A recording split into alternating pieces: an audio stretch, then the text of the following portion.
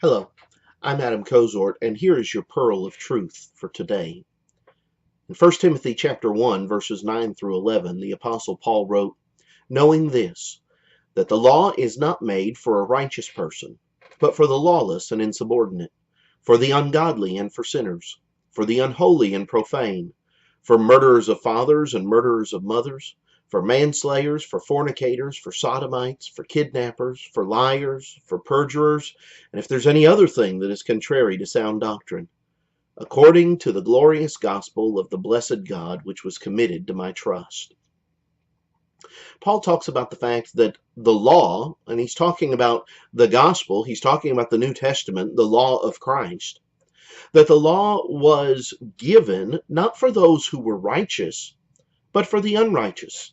He says that it is for the lawless and insubordinate. The idea of insubordinate there is of one who is disobedient, one who doesn't care about the law. Somebody says, wait a second. Well, why is the law there if it's for those who don't care anything about it? It is intended to convict of things that have been wrongdoing.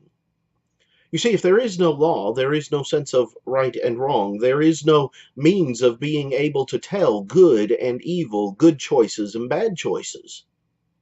The law is there not for those who are already going to do what's right, but for those who are and have done what is wrong.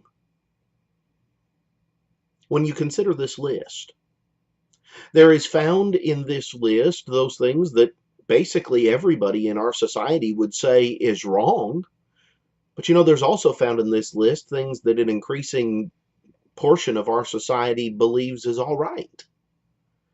And yet, God says that these things are unlawful. These things are against His law. They may not be against the laws of the land.